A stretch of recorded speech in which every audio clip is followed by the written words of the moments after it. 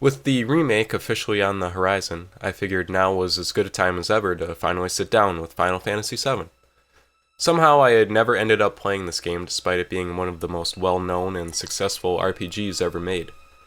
The best thing I can say about it now, as I play through it nearly 2 decades after it came out, is that I totally get it.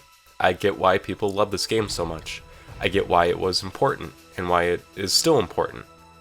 My big worry with this whole Socket series was that I'd end up bumming myself out over and over again as I revisited classic games that just don't hold up to modern standards.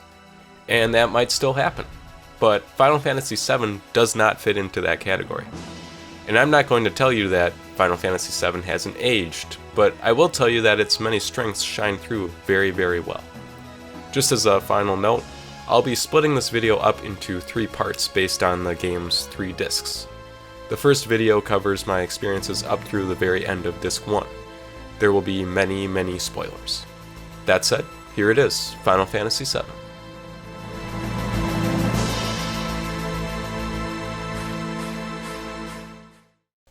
Right off the bat, this game handily sidesteps one of the biggest problems that JRPGs tend to have. After a relatively brisk intro video, you're immediately given control over your character, Cloud. Just a few seconds later, you're fighting enemies. There's no lengthy tutorial or slow-paced credit sequence or lethargic world building. Over the next few hours, you gain an understanding of the world and your character, but it isn't shoved at you all at once. It also helps establish your character in a novel way. You're playing as a former member of Soldier, an elite military force. It wouldn't make sense for the ragtag bunch of eco-terrorists you're slumming with to have to explain to you how to stab dudes. It helps that there's an implicit sense of urgency during this intro. You're on your way to blow up a Mako reactor. Because these Mako reactors are owned by the Shinra Corporation, the big evil government that basically controls the entire planet, there's a strong sense that you need to get in and get out as quickly as possible. At the same time, it further establishes Cloud's character as a battle-hardened veteran that he is able to accomplish this task without any real trouble. After a brief meeting with a young flower girl of no real consequence,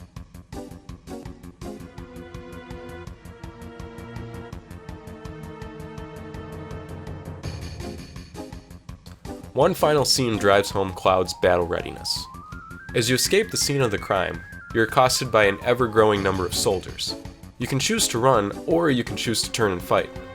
Though there really isn't any danger in the scene, it does a great job of making the player feel like a spiky-haired force of nature. Of course, there's another side to this characterization, which is that Cloud is painted as an almost comically narcissistic shell of a man. He is distinctly unlikable during the first hour or so of the game. But I don't think that's necessarily a bad thing. There's a scene coming up that wouldn't be nearly as effective if Cloud wasn't made out to be a ruthless jerk, but we'll get there in a sec. So after making your way back to the slums of Midgar City, the game showcases one of its greatest strengths. It takes some of its core themes, including environmentalism and the marginalization of the working class, and it applies them to the game world in ways that are readily apparent. The areas you visit during these early parts of the game are full of ancient-looking scrap and run-down people living in buildings that look nearly post-apocalyptic. You get the sense that not only are the people in Midgar's lower reaches in a bad state, but they're living within an ongoing history. It creates an extremely strong sense of place. The same goes for the scene inside Avalanche headquarters.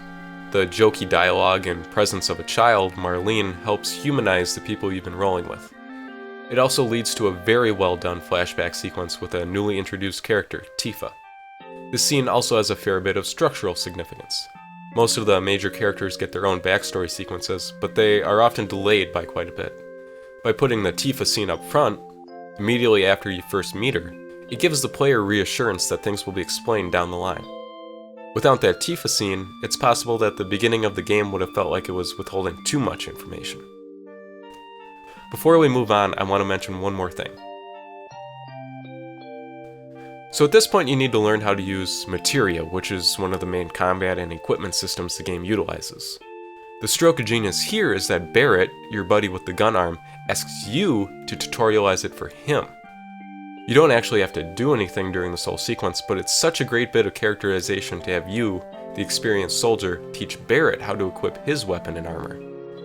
Square put more thought into introducing Cloud's character during this first chapter than most developers pour into their protagonists over the entire course of a game.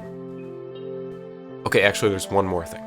There's this building you can go into during this section, which kind of blew my mind. It's basically this little warehouse filled with people, and they're each a little tutorial node. But they're not just little triggers for bland tutorial text.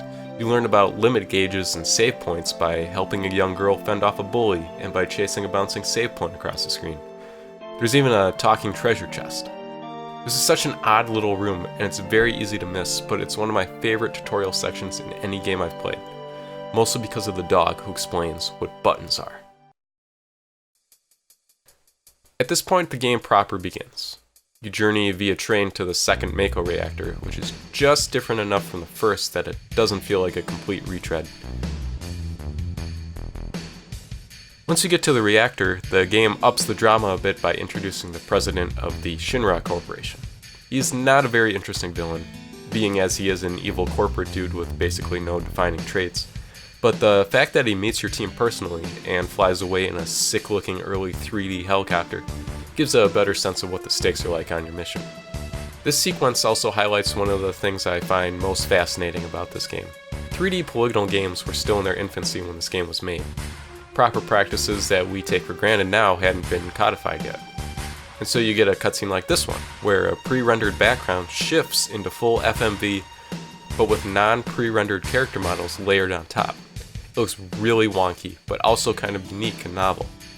This isn't something anyone would do today, but when it shows up here, and it will show up many times, it's always kind of eye-grabbing.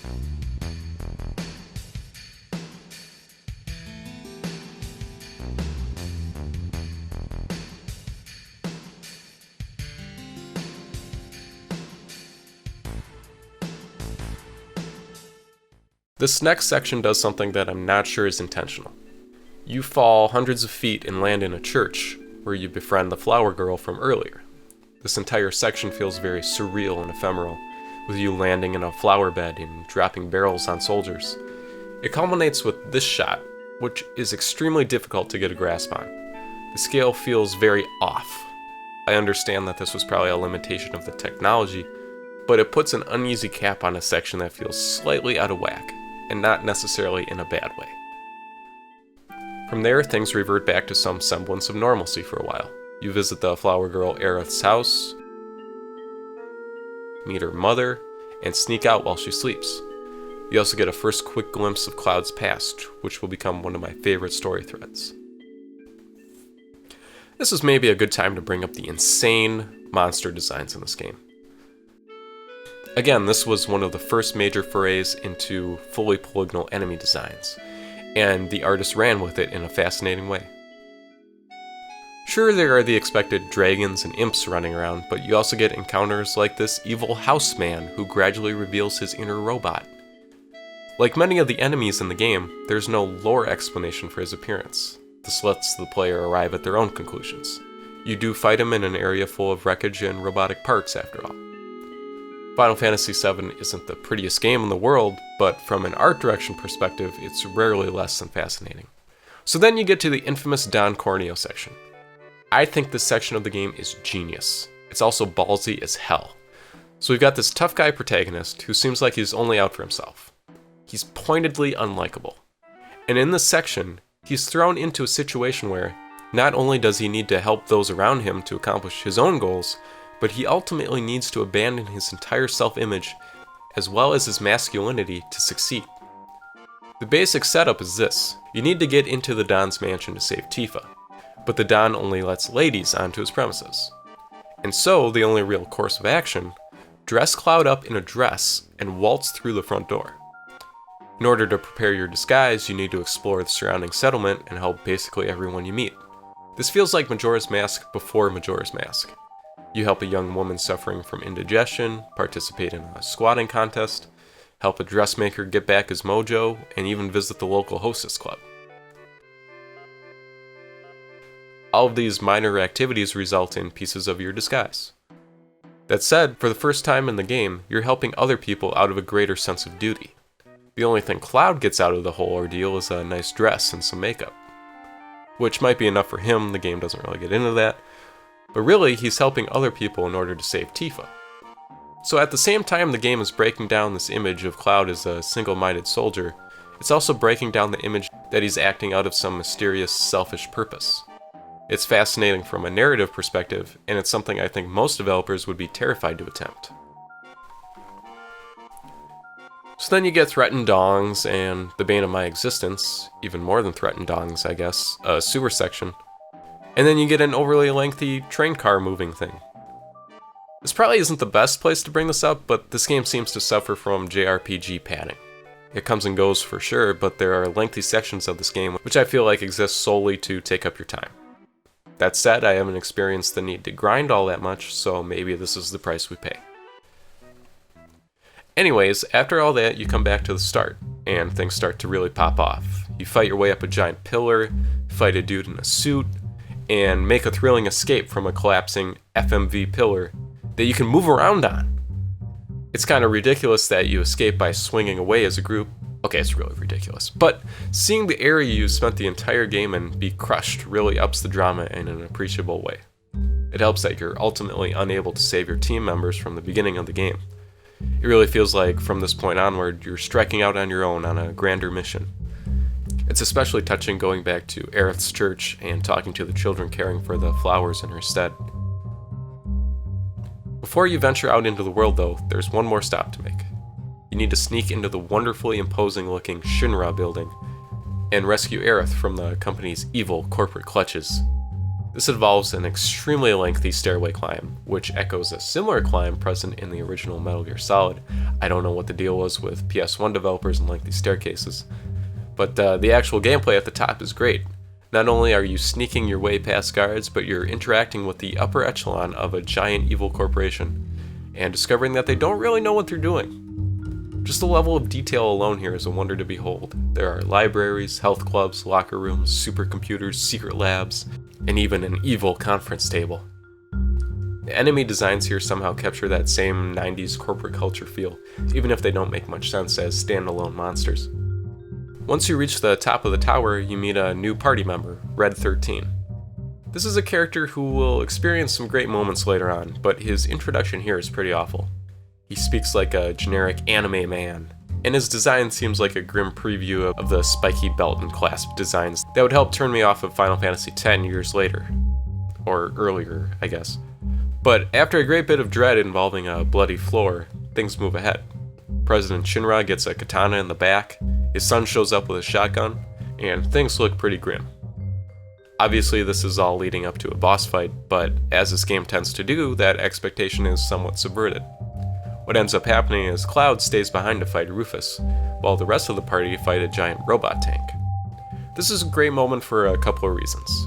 It lets the minor characters shine a bit, while also making Cloud seem more heroic.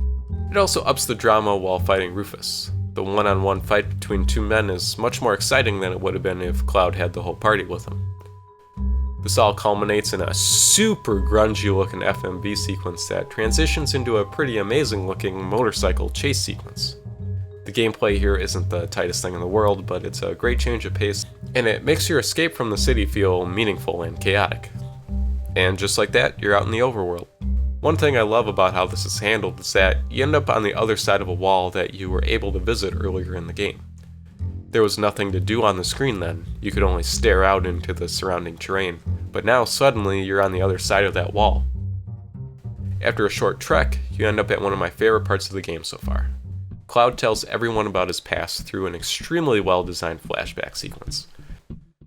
The unreliable narrator isn't a topic that gets covered in a lot of games, but here it is in full force. You've also got an introduction to Sephiroth, the game's main villain. The way he's introduced, though, is maybe one of my favorite character introductions of all time. So, as the flashback begins, Cloud and Sephiroth are teamed up and they're fighting this giant dragon in the middle of the street, in the rain. And Cloud, fresh-faced and full of optimism, just gets stricken down instantly.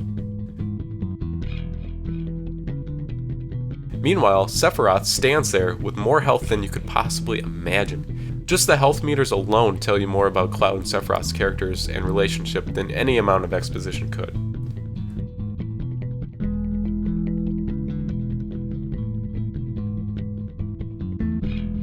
Throw in some amazing in-game fourth wall breaking from Barrett, and you have one of the most memorable RPG sequences I can think of.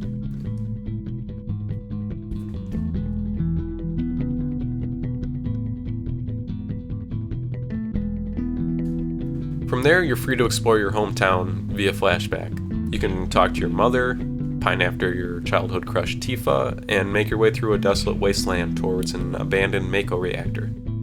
Once you arrive, things start to unravel. Grim scientific experiments litter the inside of the building. Sephiroth, convinced that he's been misled, hurries back to town. You pursue him to a creepy mansion on a hill where his inevitable character turn occurs. Cue the burning village and dead bodies. This is a powerful scene, but it will become even more powerful later on. Here, though, we get our first real glimpse into Cloud's psyche. It's a welcome gesture. So I've been pretty up on this game so far, but the next sequence of events definitely brought me back down to earth while I was playing. You need to cross a desert to continue your journey, but it's guarded by this giant dune sandworm or something, so you have to get a chocobo and then ride it across the desert because then the dune worm won't kill you. But you can't rent a chocobo from the nearby chocobo farm because reasons, so you have to lure a chocobo to you and then feed it grass and then fight all the other enemies and then you can ride it. But if you get off the chocobo, then it disappears. And the reason I don't like this sequence is because it doesn't really follow logical thinking. It feels entirely like a roadblock set up by the developers to introduce you to the concept of chocobo riding and capturing, and to slow your progress down a bit. It's fairly trivial to work through, but it's the first time the game felt like it was treading water for me. Especially coming off the great flashback sequence, it was a pretty big turnoff. There's also the side mission with the condor, which I won't talk about because I don't understand it at all. It's at this point in the game that you finally get to jump off a dolphin. Seeing this part of the game remade in beautiful Unreal Engine 4.0 ray-traced anti-alias beauty is going to change my life someday. Your motivation for doing things at this point is a little fuzzy, but the next sequence is more than strong enough to make up for it. You sneak onto a Shinra airbase, disguise yourself as a soldier, and participate in a military rally. This is another example of the game giving a human face to your enemy. It's great that the peons are treated somewhat fairly, and even extremely minor characters showcase a certain level of personality. Outside that, this area is a great artistic shakeup. It feels like a neo-futuristic city based on World War II Europe. From there, you put on your stowaway cap and ride along with President Rufus on his way across the ocean. This section is memorable mostly for Barrett's disguise, which, again, can't wait for that remake. From here until the end of Disc 1, you're basically chasing Sephiroth cross-country as he searches for a so-called Promised Land that may or may not exist. Meanwhile, Rufus and the rest of Shinra are also searching for him, aided by a team of professionals called the Turks. This is a pretty basic premise, and it wears thin a couple of times, but it's an engaging enough idea to keep you moving between areas. Sometimes, though, it makes areas feel like glorified pit stops, which is exactly how I feel about the resort town of Costa del Sol. It's a great looking area, though. The art direction on this game truly deserves recognition for giving every area a distinct and fully realized feel. The next area, Coral, is important mostly because Barrett wigs the hell out as soon as you get there. It becomes apparent that he blames himself for the town's current state, even though it becomes apparent through flashbacks that he's not really at fault for anything, other than being a big old whiny crybaby. And then it's off to the Golden Saucer. I love this area. It's this glitzy amusement park built over a death prison in the middle of an insurmountable desert. They make you pay to use the save point. It goes beyond the basic concept of evil into a higher plane entirely. Disney evil. You can help a Moogle bone another Moogle if you want. You don't have to. This area also features the Chocobo races, which look amazing. It's like the modelers finally got to mess around with the software like you know they wanted to, and they went hog wild with it. It's a fascinating little slice of the history of video game graphics.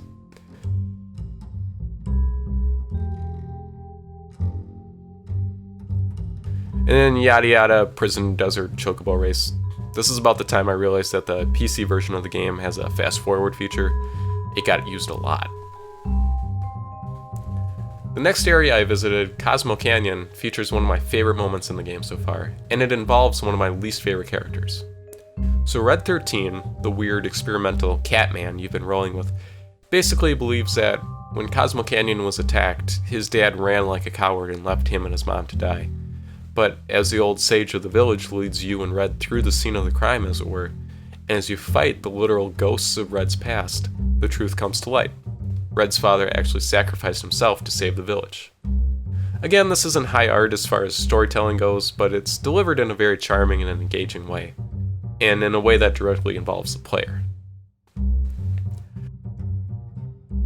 From there, it's back to Nibelheim for one of the trippiest sections of the game so far. Remember that part where the entire city burned down and everybody was killed because Cloud thinks that's what happened? Well, it turns out Cloud might not actually be remembering things quite right. Here's the city as it was, but inhabited by a bunch of super creepy robed beings who nobody seems to acknowledge. That this is all taking place in Cloud's sunlit hometown is a wonderful bit of forced cognitive dissonance. It's a shame that, here more than most places, the limited animations and graphical capabilities fail the storytelling in a major way. Obviously they were working with what they had, but few parts of the game suffer as badly as this cutscene. So you continue to chase Sephiroth, and you end up in this town built around a giant decrepit spaceship. Not only is this just a great idea for a village in an RPG, but it continues the theme of Shinra Inc. royally screwing over everybody on the planet. Here you meet Sid, a foul-mouthed pilot/astronaut/dick who gets his backstory filled out immediately, if you catch my drift. It's kind of a ridiculous story. His loyal assistant tries to sacrifice herself so that the spaceship will be good, but then Sid acts like a rational human being and cancels the flight. Except it still kind of takes off, but then she's okay, but Sid's bummed out because the flight didn't happen, and so Shinra pulls support. Luckily, at this exact moment, Rufus and his lackey are in town, and Sid tries to drum up support again, only to be cockblocked by Rufus, who just wants to steal his plane. But then you fight the lackey and steal the plane yourself, and things go kind of weird, but then you end up with a plane. The problem I guess I have with the structure of the story in this game is that it relegates a lot of the towns to major story events. Like, this town with the rocket ship, you go there for the story reason, and it kind of feels like the town is built around that story reason. So, once you're done with the story reason to be there, there's not really any reason to go back to the city. It feels like it fulfilled its reason to exist, and now just kind of sits there. Obviously, I'm not done with the game yet, so we'll see if that changes, but it's a perceived problem that I could attach to most of the settlements in the game. I guess with the return of the Golden Saucer, it's time to talk about Cait Sith. I hate Cait Sith. It's a bad character. It's a stuffed animal that shoves itself into your party, and then later you find out that it was actually a Shinra spy controlling a stuffed animal. It tells you straight out that's what it was. It's like the developers built the flimsiest rug ever with a giant sticker on it that says, "Danger, we'll pull out from under you," and then they have you stand on it for the first third of the game. But then later the character becomes a good guy because due to the extremely specific nature of its character, it can help you out with a very specific problem that feels like it exists so that the evil stuffed animal man can redeem himself somewhat. In a game that gets so much right in terms of characterization and pacing and backstories and so on, this whole character just doesn't seem like he was planned out very well. As that situation wraps up though, the game takes a turn for the bizarre, and it's a wonder to behold. Reality itself starts to loosen up a bit. Suddenly you're controlling Child Cloud as Adult Cloud beats up on Aerith, and then you end up in a forest which is cleverly mirrored later on by a different area, promoting the idea that the forest, which transitions directly into a fascinating undersea-looking area, may not actually exist. The whole area feels distanced from reality in a very appreciable way. And at the end of this area, you get that cutscene. You know the one. This is basically the Luke, I am your father moment of video games. And even 20 years later, and knowing it was coming, it packs a pretty big punch. The game has been insinuating up until this point that Cloud and Aerith were made for each other, and that their destinies would weave together. It's also been implied that Aerith is important to the fate of the world itself, as she may be a remnant of a long-lost civilization. I don't think there's another character the game could have offed at this point that would have had the impact that Aerith's death has. It's a well-crafted, effective moment.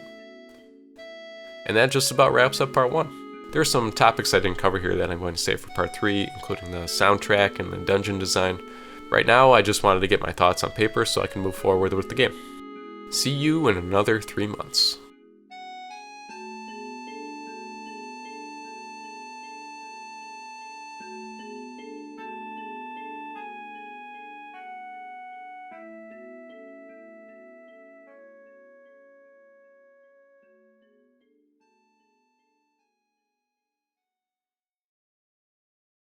you.